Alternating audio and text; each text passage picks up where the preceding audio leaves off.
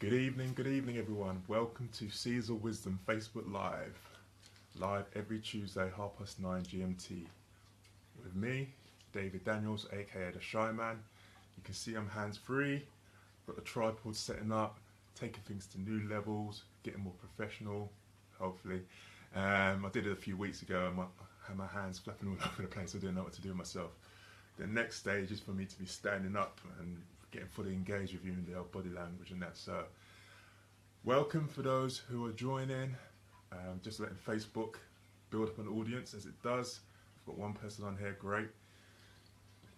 I'm really excited about tonight's message. I decided a few weeks ago that it's kind of to end of the year, to ramp things up for me, myself. I've got a lot of opportunities. I'm blessed this year to have a lot of opportunities going into next year. And hey Jamie, thanks for joining. Give me some feedback. I know you're further ahead of this than me. You're doing a lot of public speaking and what have you. I'd love to know your thoughts. I'm still new in the game, so to speak, 4 months in. So I've got a lot of opportunities, potential doors being opened for me next year, which is really exciting. And I want to share that excitement with you guys. It's taken me a lot of years to get where I am, a lot of struggles, a lot of pain, a lot of heartache. And I know some of you are going through some of the things that I've gone through. And I want to share some things towards the end of the year to really help you guys and basically cut them out of time that I took to get to where I am. So I'm titling this is kind of like the You series, because it's about me focusing on you. You guys have heard a lot about my story, my struggles, and I really want to impart some of my knowledge, my wisdom on you guys. So this is all focused on you guys. Thank you guys who jumped on board. I'm going to jump from comments from here and there. If I jump on everyone's comment, I'm going to lose track, and I really want to deliver this message. I've even got a few notes, and when the Shy Man takes notes, it's serious. So this one I've titled Year of the Misfit, and it really centers on that word misfit. And this word really came to light with me a few weeks ago in my church. There was a visiting pastor from Hillsong Church in Newcastle, and he used this word misfit. And I was intrigued by the word misfit. What does it mean? And to me, it means someone he doesn't fit in. He doesn't. It's kind of outside the norm. He's not part of the crowd, and it just took me back to my school days when I used to get bullied, and I always used to feel like an outsider. I didn't really know who I was. I didn't really fit in with everyone. I didn't know what I should like or what music I should be into. I was kind of trying to follow the crowd. I didn't really know what my place was in life and society. Even little things like etiquette, I didn't really know when to hug someone, when to kiss someone on the cheek. All those kind of like unspoken rules. I just felt so awkward, and socially I felt so awkward. I just always felt, I used to say to God, like, what is my place here in life? Why am I here? And all the rest of it. And that word misfit really encapsulated like how I felt like I was out of place. I was a square peg in a round hole. And I'm sure there's loads of you guys out there who feel this way. If you don't, that you will know someone. And during this message or after this message, if you feel someone else can get something out of it, then please share it. And it will be going up on YouTube as well, that please share it. So he used this word misfit, and he was talking about how misfits do have a place in society. I mean, if you look back through the Bible, some of the greatest people who are revered, I mean, just look for a person called Paul, for example. Paul wrote most of the New Testament, so the Bible split into the Old Testament and the New Testament, 66 books altogether, and Paul wrote most of the latter part of the Bible, and he's seen as one of the greatest Christians, one of the greatest disciples. He went all over the world spreading the message of Jesus, going through some torrid times and really strong in his faith. But if you read Paul, where his beginnings came from, he was at the total opposite. He was killing Christians. He was looking for Christians to kill. And he had a defining moment in his life when God really spoke to him and told him to stop what he was doing. He made him blind for a while. The blindness was lifted from him, and he went on. He took a different path, so he was going that way, and God just told him he just took a complete 360 and went the other way and started promoting the people, that the very same people he was killing. But to many people, they only look at what Paul's greatness was, rightly so, and then compare that to themselves and their struggles and think, well, I can't be as great as someone like Paul. But what you've got to realise, you're not taking the whole story, because you're not taking the struggles of where Paul was. And you look through the Bible, God loves using the misfits, not necessarily the natural born leaders. He loves using the people who are out of place. You look at David, King David, my namesake, one of the greatest kings in living history. And he started out as a shepherd. You look at the story, when they came to look for someone to take on the beast of Goliath, David had about 7 or 8 different brothers, and the guy went through all the different brothers, and David's father didn't even show David. He didn't even show him, because he was a little scrawny boy and didn't think it'd be much use. He went on to defeat Goliath and become one of the greatest kings, but he had his faults as well. He was married, and he saw a lady that he liked the look of. She was married. The person that she was married to was one of David's leaders in the army, and David arranged for this lady's husband to be killed in war, very deliberately, very strategically, did it on purpose. I mean, how manipulative is that? We're talking about the same person who's one of the greatest kings in the world, but yet he wanted something. He was selfish, he was human. And great thing about David, he would often talk about his faults, or cry out to God and ask for forgiveness, and knew he was weak in himself. So what I'm trying to impart on you people is, I'm sure there's many people that you look up to, probably in the public sphere, and put them on a pedestal and think that you can't reach that pedestal. But we all have our challenges in life, and if you want to call yourself a misfit, God uses the misfits to show his glory, to show he's working in that person for bigger and better things. So I really want to call out some people who are misfits in my eyes, and that is a compliment in the true sense of word. It's not often you probably think of the word misfit in a compliment. But these are people I've come to know over this year since I started doing the public speaking, and I really admire them. I really look up to them. Not really look up to them, I really want to model what they've done. They're a lot further down the journey than I am on this.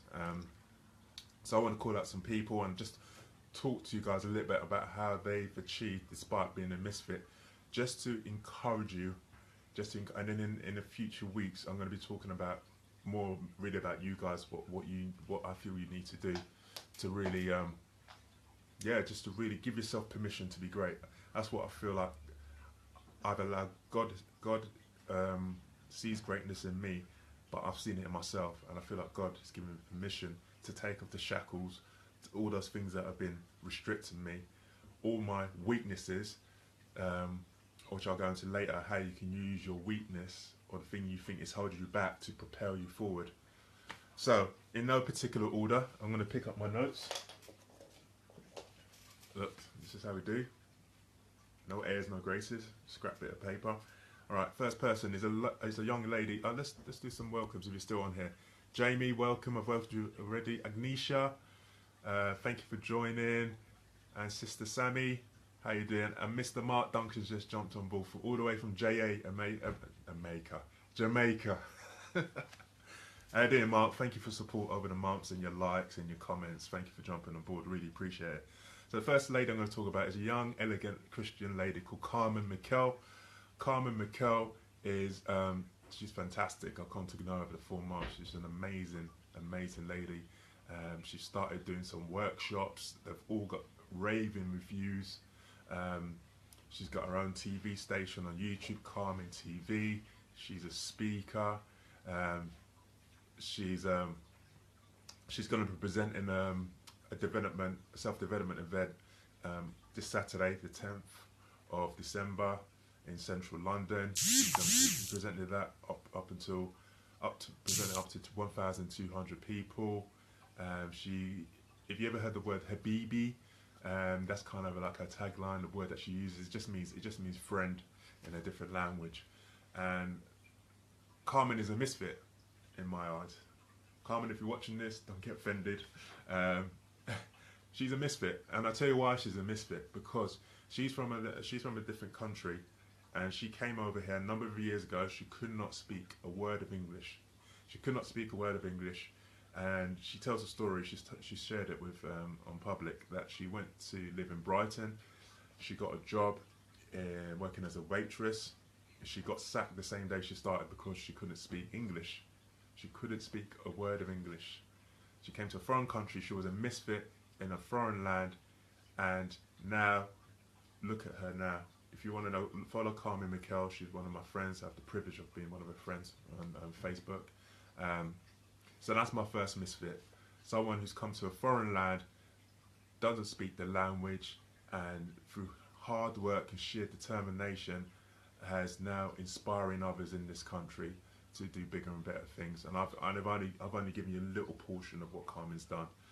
The next one is one of my good friends I've come to know over the 4 months. I'm so excited. I'm going to be meeting him on Saturday for the first time, but we've had loads of communication on Facebook. We've chatted for hours on the phone. I had the privilege of being on his podcast, one of the first podcasts, and his name is Utum R. Marez. Utum R. Marez, an amazing person. A person who's just a servant. He just wants to serve. He's I didn't really know about his story, about his background, and I don't know all of it, but I've watched a video of a speaking gig that he did in Mayfair, and basically Utum is a misfit in the sense that both his parents committed suicide, I believe, before he was 10, and his dad literally set himself on fire. Just horrendous. He's from Mauritius. He then came to this country with his aunt, and basically his aunt treated him as a slave. And this is only what I know about. His dad was a heroin addict, and I'm only giving you a small bit of the story. Just horrendous beginnings. And Utum went through a stage. He took the wrong path himself as a way of dealing with things. He was a bully at school at one time. His way of dealing with all the pains in his life. He was definitely an outsider. He was a homeless at one point as well. His first marriage, his wife accused him of being domestic abuse, domestic violence. Utum is a misfit in every sense of the word, but what has he done? And I'm only just talking about what I've seen and what I've observed of him this year. Now, Utum is a podcaster. He's got a podcast called Straight from the Heart. He did his first webinar in America to an American audience. He's part of a tribe of people who basically are doing fantastic things, and next year he will be going to America to record and do some speaking over there. And I'm only talking about the half of it. He's a coach as well, forgive me. He's a coach. He has a big goal to open up a centre, and he's going to name the centre after his dad, to help people with addictions. He helps people on the streets, the homeless people. He's involved with a charity called Ashworth Homes, which basically help children in India with schooling, with clothes, all the basic facilities he needs. He's just an awesome guy. He's He's serving. He's used. I'll leave the central theme to the end, but that's Utum, and he helps mentor me in what I've been doing. He's cheered me on. He's supported me. He's helped me to what's the word I'm looking for? To refine this craft, because it is a craft. It is an art. So that's Utum. One of the people that Utum's got to know and he's introduced me to is an American guy called Shane the Grey, otherwise known as Shane the Train.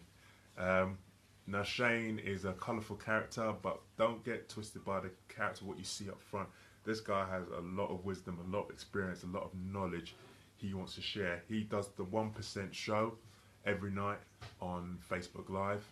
He's a king of Facebook Live, self-titled king of Facebook Live. He's done over 1,200 Facebook Live videos this year. I think this is my 70th, if that. So I've got some way to go if I want to catch up to him. and he's an amazing. He's just full of love. He just wants to help people. He want to help themselves basically, and he's making major moves in social media, and definitely next year he's definitely going to be stepping up where he's stepped up already.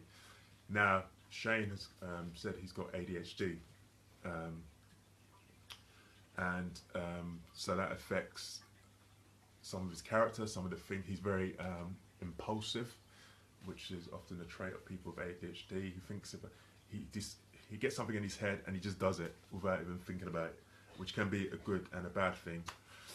So he's a misfit. He is a misfit in some people's lives. He's different from the majority of people because of his ADHD. So that's another one. How are we doing for time? I don't want to keep you guys on here too long. Sorry, baby. Right, we're halfway through. All right, I'm nearly there. Nana Marfo. Nana's again something that there's a theme here. All these people have come to know over the last few months since I've been doing this. Just an action point for you. Just take action. You never know what's going to happen. I'm far from the finished model. I've just decided this year I'm just going to do things. A year of action, as I call it. I've been too obsessed with getting things perfect first. But this year's been a year of action. So Nana Martha, another guy I've come to know, he is Mr. Unique Ability. He has a disability. It's one you can see physically. He has a, forgive me if I get, it's like a trachectomy. I've now pronounced that wrong. He needs to have a pipe to assist his breathing. When you see his Facebook Lives, you'll see when he puts his pipe in to help with his breathing. And he's just blown things up on he's used Facebook Live to really just spread the message, spread the gospel that your disability is your unique ability. And he's got a huge following on Twitter. He's been on radio. He's done loads of Facebook Lives. He's really connected with a lot of people. He's kind of like championing the cause to change people's perception of what disabilities are, and changing it into looking at your unique ability. So there's another misfit, my fellow misfit there. Gershom Allen, UK public motivational speaker, the love doctor, Dr. G. He's got dyslexia. And this year he's written a book. And that's just me just showing you the two opposite skies. And that's like I said, there's a big story in the gap there. He struggled for years with his dyslexia, and now he's a public speaker. He's going global. He's another one who does Facebook Lives. Like I say, he's a coach, he's a mentor, and he's written a book called Victory, pushing past your pain and getting the victory, your God-given victory. And I've come to know him in the last 4 months, and definitely an inspiration, a man to watch, a man on a mission, definitely. And then me, the shy man, David Daniels. I call myself crippled by shyness growing up. Major introvert, unsure of myself, my place, my standing in life, watching everyone go by, living their life, and me wondering what's happening to me, why am I getting left behind, unsure of what I'm here to do in life, just moving from one thing to the other, afraid to look people in the eye, because I felt like they were looking through me.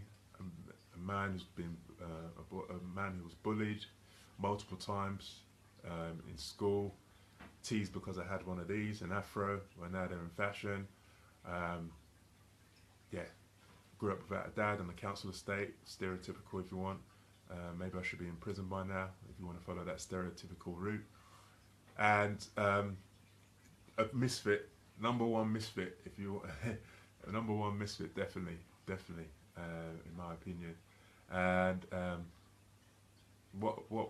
how have I used that? So there's a theme of all these people. Like I say, they've all had perceived weaknesses, all had perceived character flaws, and they've used their weakness to their advantage. They've turned their weakness into their greatness, and that's what I've done. I've taken my shyness, my struggles of shyness, and using that to help propel me to greatness, and even more than that, to help others, to inspire others to who are going through some of the things I went through, and just look at me and say, right, I can get there. There is a something at the end of the rainbow. There is light at the end of the tunnel. There is something over the bridge, and that's what I'm here. I'm using this now. My struggles weren't vain.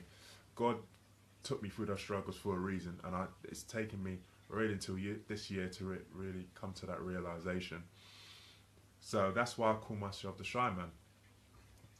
It's a little bit of fun as well, right? To remind me where I came from, and to just show people that I'm using my shyness, the thing that people used to bully me about, and I'm using it for great things, to move past my struggles, to help inspire others. And this is what all these people have done.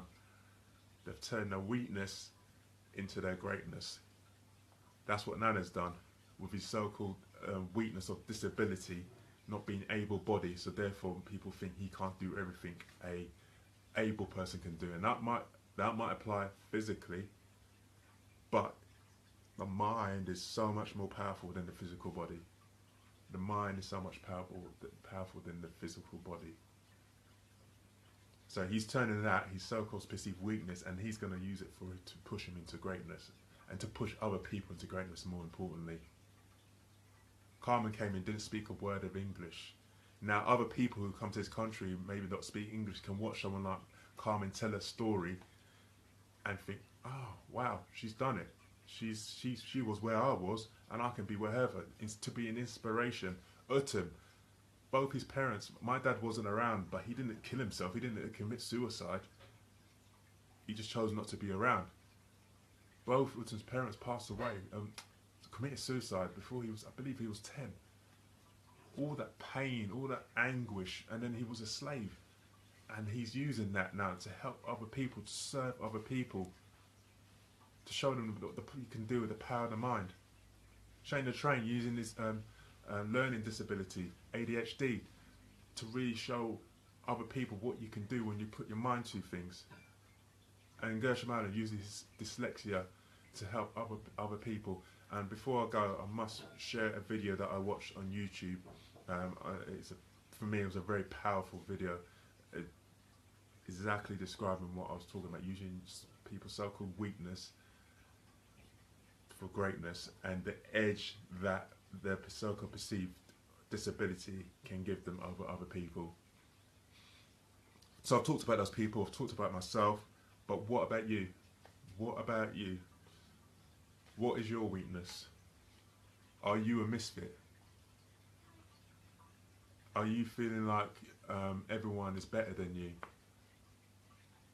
Think about what your weakness is, what your disability is, what your misfit persona is, and think about how you can use that to push yourself into greatness. Rather than bemoaning the weakness you've got, look at it as your gift and your strength.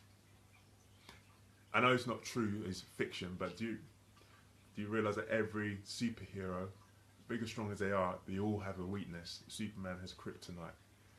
We are all human. We all have a weakness. The people at the front, the people on the media, the people on the TV, don't think that they've all got it all perfect and figured out. We all have weaknesses. We all have things that we need to work on and improve on. So don't let yourself be bound by your weakness. That's what the devil wants. You can't do this because you're shy. You can't talk to X amount of people because of your shyness. Who are you to think that you can do this? Who are you to think you can do that? Those little thoughts in your head, just shout them out, block them out, and say, yes, I am shy, and so what? I'm going to use that to help other people who are shy. I'm going to learn how to not be shy at certain times. So rather than bemoaning what the weaknesses you've got, think about how you can use it and turn it into something great. And when you think about serving others, it changes everything. It changes everything. I don't do this public speaking because I like the look in my face, because I want to do public speaking. I'm an introvert. I'd rather be sitting by down there in the sofa reading a book, keeping myself to myself. I do this because I want other people to be inspired. I want other people to see I'm just an ordinary guy, whatever that means. I haven't had training. I'm not the finished article. It's not all glossy background and everything like that. And to be able to relate to me, and then to be inspired by me, and to do more than what I've done in half the time. This is why I do it. So I focus much more on you guys than I do myself. And that changes everything for me. So when you have a dodgy video, when I have an upside down video, and that, I don't worry about those kind of things anymore. Don't get me wrong. I'm a strive for excellence. So I'm always trying to do the best I can for you guys. But it's all about you guys. It's not about me.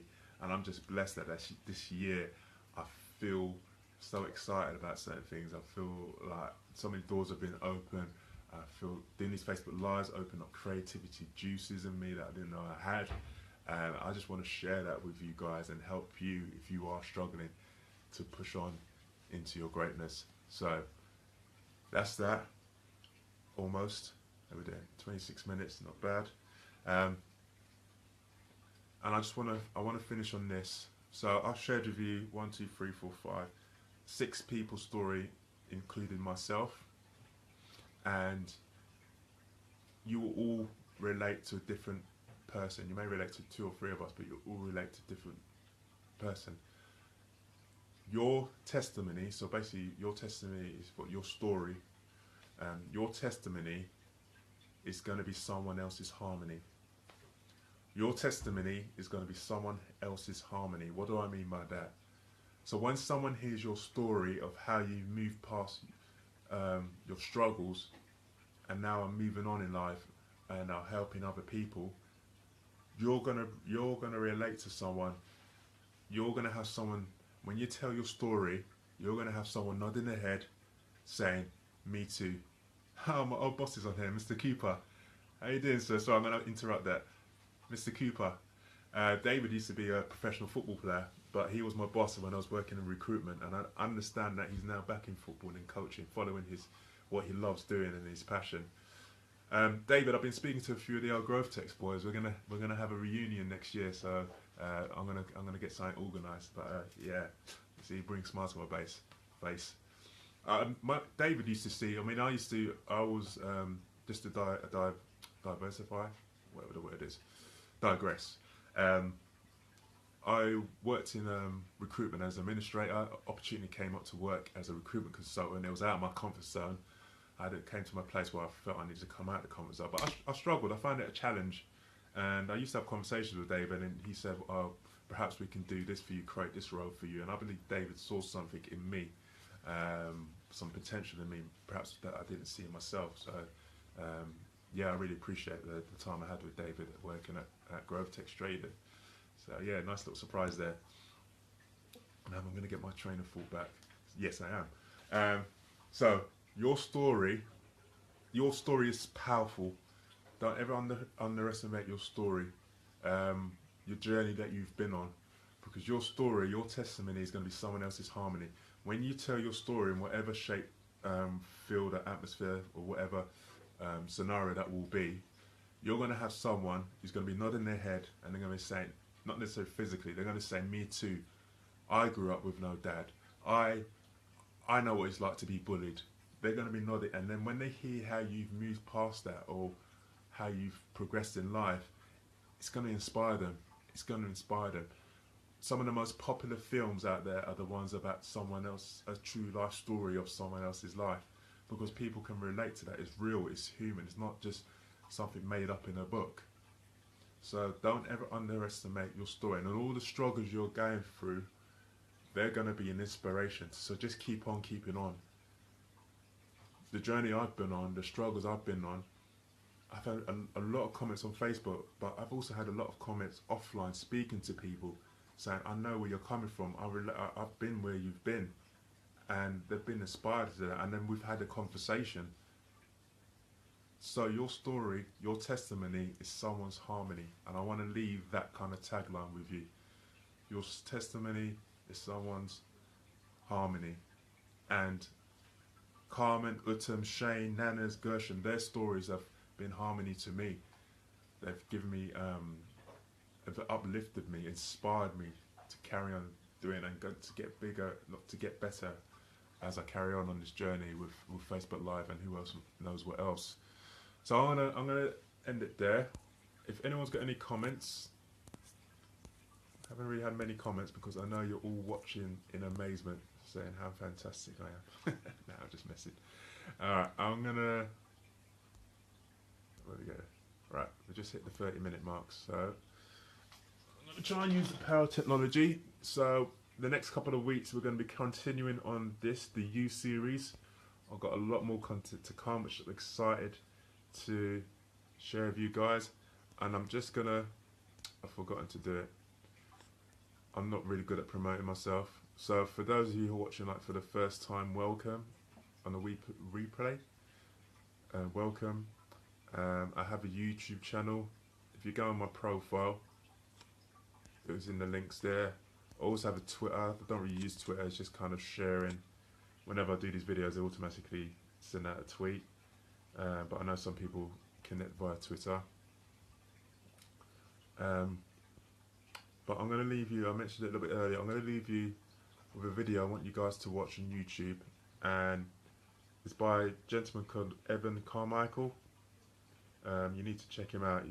He just wants to inspire entrepreneurs and people, but he did this video, I think it's called No Limits, and it's about people who are well known publicly who are dyslexic.